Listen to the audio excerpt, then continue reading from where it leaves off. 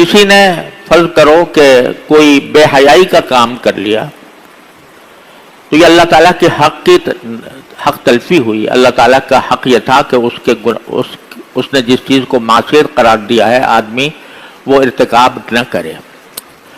لیکن جب توبہ کر لی تو اب اس میں تلافی کی کوئی صورت نہیں ہے، لہذا وہ تلافی واجب بھی نہیں، بس صرف گناہ کیا اور گناہ کے بعد توبہ کر لی، وہ گناہ معاف ہو گیا. اب اس میں تلافی کا کوئی راستہ بھی نہیں ہے اور وہ مطلوب بھی نہیں ہے، انسان کے ذمہ واجب بھی نہیں ہے. صرف اتنا ہے کہ گناہ سے توبہ کر لی اور آئندہ کے لیے گناہ سے اجتناب کا پکا ارادہ کر لی. لیکن جو فرائض تھے، فرائض کے اندر جو کوتاہی ہوئی اور جو نمازیں قضا ہوئیں، جو روزے قضا ہوئے، تو ان کی تلافی ممکن ہے، اور ممکن یہ ہے کہ ان کو قضا کرے، ان کو ادا کرنے کی فکر کرے. یہ بھی تکمیل توبہ کے لیے ضروری ہے، اور اس کے لیے ہر آدمی کو یہ سوچنا چاہیے کہ نماز فرض ہوتی ہے انسان کے بالغ ہونے کے بعد. بالغ ہونے سے پہلے نمازیں فرض نہیں ہیں، اگرچہ حکم یہ ہے کہ بچوں کو بھی رفتہ رفتہ عادی بنایا جائے، سکھایا جائے. حدیث میں ہے کہ جب بچہ 7 سال کی عمر کا ہو جائے تو اس کو نماز سکھاؤ، نماز پڑھاؤ، اور 10 سال کا ہو جائے تو پھر اس کو تنبیہ کے طور پر مار بھی سکتے ہو کہ بھئی تم نے نماز کیوں نہیں پڑھی، لیکن شرعاً اس کے ذمہ فرض نہیں ہے. بالغ جب ہو جاتا ہے انسان تو پھر بالغ ہونے کے وقت سے انسان کے اوپر نمازیں فرض ہوتی ہیں. بالغ ہونے کے معنی یہ ہے کہ یا تو بلوغ کی علامتیں ظاہر ہو جائیں،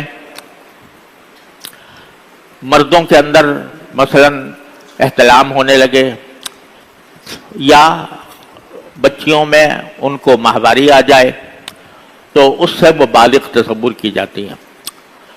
اب یہ اندازہ لگائیں کہ میرے بالغ ہونے سے لے کر اب تک مجھ سے کچھ نمازیں قضا ہوئی ہیں یا نہیں.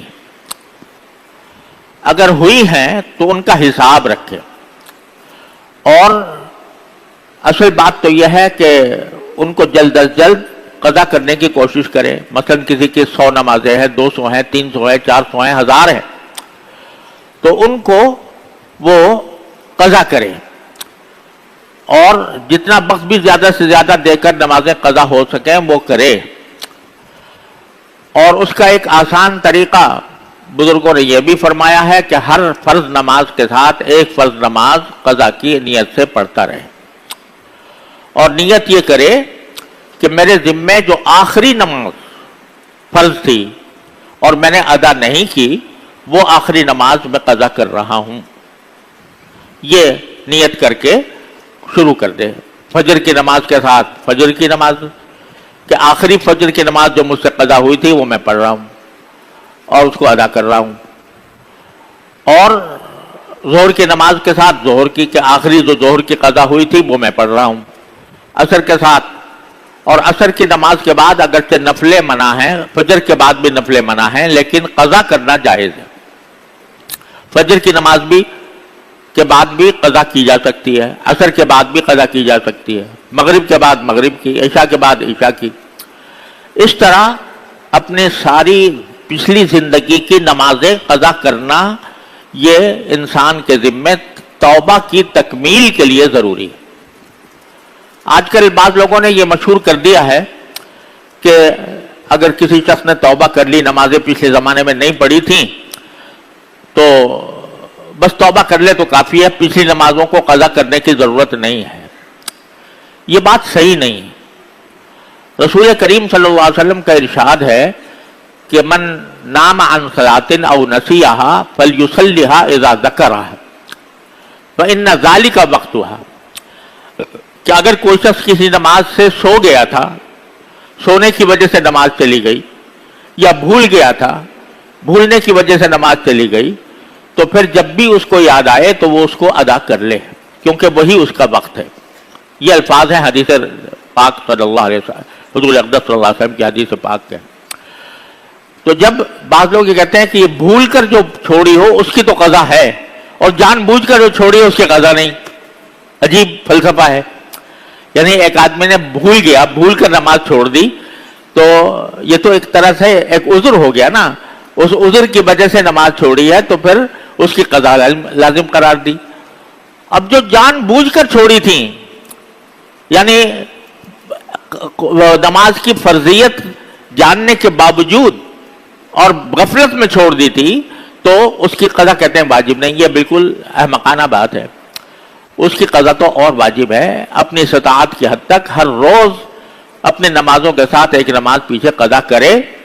اندازہ لگائے کہ کتنی نمازیں میری قضا ہوئی ہیں, کتنے دنوں کی ہوئی ہیں, اس کا حساب اپنے پاس لکھے اور ساتھ میں یہ وصیت بھی لکھے کہ اگر میں اپنی زندگی میں یہ نمازیں قضا نہ کر سکا تو پھر میرے ترکے سے اس کے فدیے کی رقم ادا کی جائے. یہ وصیت لکھنا بھی ضروری کیونکہ انسان کا کچھ پتہ نہیں کب موت آ جائے. تو مرنے کے بعد اگر وصیت کم از کم کر دی ہے تو اللہ تعالیٰ کی رحمت سے امید ہے کہ انشاءاللہ وہ معافی ہو جائے گی.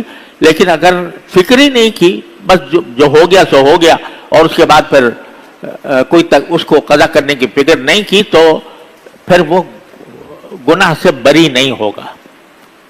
یہی حال روزوں کا ہے کہ روزے جتنے قضا ہوئے ہیں پچھلے, چاہے وہ عذر سے ہوئے ہوں یا بغیر عذر کے ہوئے ہوں, بیماری کی وجہ سے قضا ہو گئے, خواتین اپنی ذاتی طبی مجبوری کی وجہ سے نماز نہیں پڑھ روزہ نہیں رکھ سکیں تو دوسرے دنوں میں ان کی قضا واجب ہے.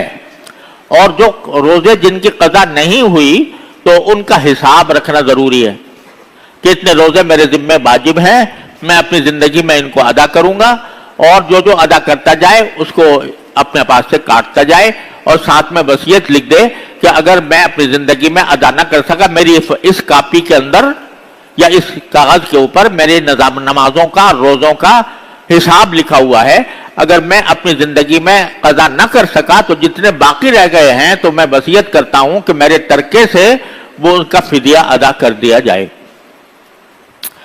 یہ بھی تکمیل توبہ کے ضروری ہے. زکوٰۃ میں بھی بسا اوقات لوگ جو ہیں وہ بغیر حساب کے زکوٰۃ نکال دیتے ہیں, بس اندازے سے تخمینے سے, پورا حساب نہیں کرتے. تو اگر زکوٰۃ میں کمی رہ گئی ہے تو اس کا بھی لکھنا ضروری ہے. حج فرض ہوا ہے مگر ادا نہیں کر سکا تو اس کا لکھنا بھی ضروری ہے.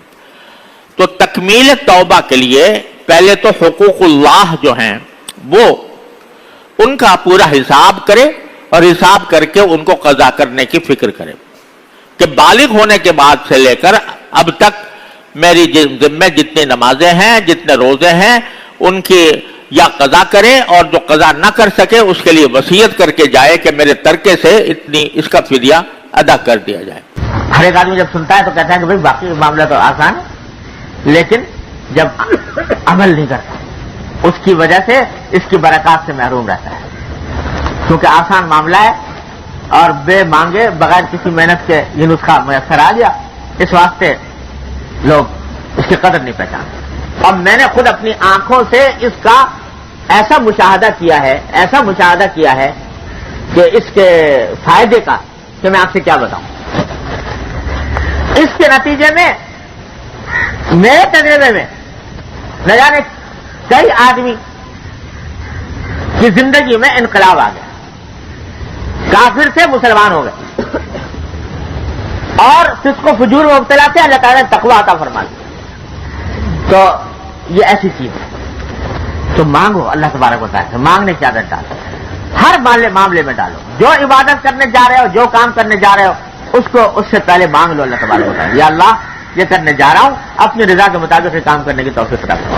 طالب علم ہے, پڑھنے جا رہا ہے, تو جانے سے پہلے سبق کو جاتے جاتے دعا مانگے, یا اللہ یہ پڑھنے جا رہا ہوں, اللہ اپنے رحمت سے اس میں برکت عطا فرما دیجیے, اور اس کے لیے میرا سینہ کھول دیجیے, اور مجھے صحیح طریقے سے پڑھنے کی توفیق عطا فرما دیجیے. استاد ہے, پڑھانے جا رہا ہے, جاتے جاتے راستے میں دعا مانگتا جائے, یا اللہ یہ پڑھانے جا رہا ہوں, یہ کام کرنے جا رہا ہوں, اپنے رحمت سے اپنی رضا کے مطابق پڑھانے کی توفیق عطا فرما. کوئی آدمی اپنے فرائض منصبی کو ادا کرنے کے لیے جا رہا ہے دفتر, تو راستے میں دعا مانگتا جائے, یا اللہ یہ دفتر کے کام کے لیے جا رہا ہوں, اپنے رضا کے مطابق یہ کام کرنے کی توفیق عطا فرما. جو کام بھی ہو، جس کام کے لیے بھی انسان نکلے، تجارت کے لیے نکلا ہے، تجارت کے دعا مانگ لے، یا اللہ تجارت کرنے جا رہا ہوں، اے اللہ اپنے رضا کے مطابق کرنے کی توفیق عطا فرمائیے اور اس کو میرے لیے رزق حلال کا ذریعہ بنا دیجیے۔ ہر لمحے میں، ہر کام میں اللہ تبارک و تعالیٰ سے مانگتے جاؤ۔ جب سب میں مانگ رہے ہو تو نماز پڑھتے جا رہے ہو تو کیا دقت ہے؟ وضو کر کے مسجد تک آتے آتے یہی مانگتے جاؤ، یا اللہ یہ نماز پڑھنے جا رہا ہوں، اپنی رحمت سے اس نماز کو اپنے رضا کے مطابق انجام دینے کی توفیق عطا فرما دیجیے، خوشبو عطا فرما۔ تو کیا ہوگا کہ اول تو انشاءاللہ خوشبو عطا ہوگا، اور اگر بالفرض غیر اختیاری طور پر خیالات ادھر کے آئے تو اللہ تبارک و تعالیٰ کیا انشاءاللہ تم معذور ہوگے، تمہاری پکڑ انشاءاللہ نہیں ہوگی اللہ کی رحمت سے۔ تو بھائی یہ ہے طریقہ حاصل کرنے کا۔ اللہ تبارک و تعالیٰ اپنی رحمت سے، فضل و کرم سے ہم سب کو اس پر عمل کرنے کی توفیق عطا فرمائے۔ بات یہ ہے کہ کوئی بھی کام قدم بڑھائے بغیر نہیں ہوتا، آرزوؤں سے نہیں ہوتا کہ تمنا کیے بیٹھا رہے انسان اور قدم نہ بڑھائے، اس سے تو کچھ نہیں ہوتا۔ لیکن جب آدمی اللہ کے لیے قدم بڑھاتا ہے تو اللہ تبارک و تعالیٰ کی طرف سے دروازے کھلتے ہیں۔